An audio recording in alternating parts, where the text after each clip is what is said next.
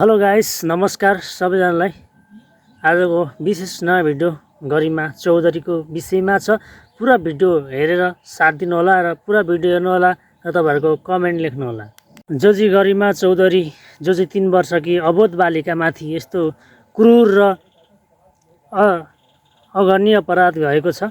यस विषयमा चाहिँ सब आमा दिदी बहिनीहरू र देशमा रहेका सम्पूर्ण विदेश बाहिर रहेका सम्पूर्ण आमाहरू चिन्तित र त्रसित भएका छन् कि अब कसरी चाहिँ हाम्रो छोरीचेलीहरूलाई सुरक्षित गर्ने, सुरक्षित पार्ने भन्ने विषयमा लिएर अलिक त्रास बढिरहेको अवस्था छ।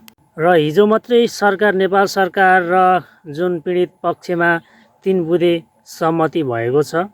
यो सहमति 3 बुँदे सहमति मात्रै नहोस् कि काममा र कार्यमा पनि त्यसको लागु होस् भन्न म चाहन्छु। पनि कन्टेन्ट क्रिएटर हुनुहुन्छ, जति पनि गृहिणी हुनुहुन्छ, घरका मन्त्री भनौँ, गृह मन्त्री, घरका आमा, स्वयं आमा बुवाहरूलाई पनि सचेत गराउनु पर्ने हुन्छ। हामी जनता पनि शिक्षित हो या अशिक्षित हो या के हो, यो विषयमा पनि अलिकति चाहिँ सन्देश छर्न नसकेको हो या के हो, विषयमा पनि हामीले यस्तो अहिलेको एआईको जमाना छ।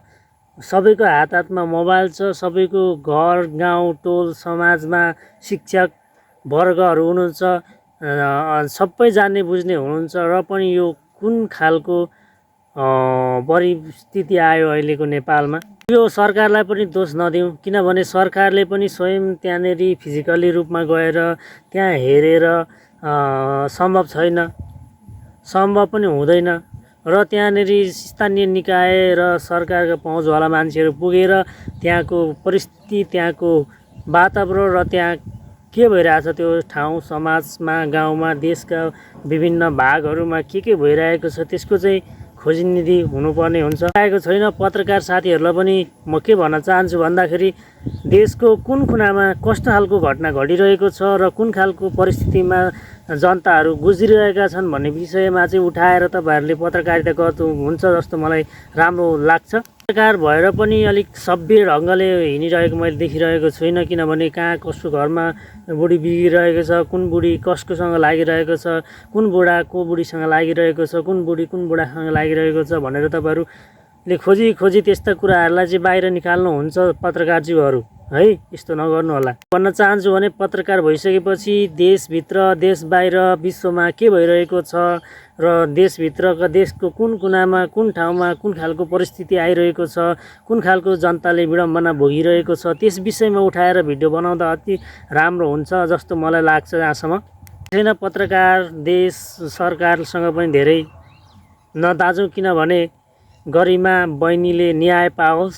गरिमा बहिनीको जुन खालको निर्दयी खालको चाहिँ एउटा जघन्य अपराध गरेको छन् ती व्यक्तिहरूले, फाँसीको सजाय त नेपालमा असम्भव छ।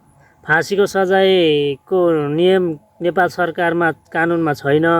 कारणले मैले पनि धेरै सोसल मिडियाहरूमा हेरेँ, पत्र पत्रिकाहरूमा हेरेँ, युट्युबहरूमा हेरेँ, फेसबुकहरूमा देखेँ, सामाजिक सञ्जालमा देखेँ, नेपाल सरकार, नेपालको कानुनमा फाँसी छैन, इन्काउन्टर गर्नुहोस्, इन्काउन्टर हुन्छ भन्ने जस्ता कुराहरू पनि मैले धेरै पढेँ। र अब गृहमन्त्री भएको ठाउँमा पुग्नु भएको छ गरिमा चौधरीका बुवा मम्मी, र अब केही रात मिल्ला, केही न्याय पाउला भनेर चाहिँ 3 बुँदे सहमति भइसकेको छ र अब केही हुन्छ जस्तो मलाई लाग्छ। सो गाइस, त्यही हो गरिमा चौधरी, जस्टिस फर गरिमा चौधरी भनेर सबैजनाले कमेन्ट गर्नुहोला। र जति पनि इन्फ्लुएन्सर हुनुहुन्छ, जति पनि कन्टेन्ट क्रिएटर हुनुहुन्छ, जति पनि तपाईँहरूले मोबाइल चलाउनुहुन्छ, फेसबुक चलाउनुहुन्छ, इन्स्टा चलाउनुहुन्छ, टिकटक, युट्युब सब चलाउनुहुन्छ, त्यस विषयमा तपाईँहरूले उठाएर तपाईँहरूमा भएको धारणाहरू व्यक्त गर्न सक्नुहुन्छ। जस्टिस फर गरिमा चौधरी, गरिमा चौधरी बहिनीको परिवारले न्याय पाओस्। दोषी र त्यसमा संलग्न जति पनि व्यक्ति छन् तिनीहरूलाई फाँसी त नभए पनि केही न केही इन्काउन्टर अथवा जन्मकैदको सजाय हुनुपर्छ जस्तो मलाई लाग्छ।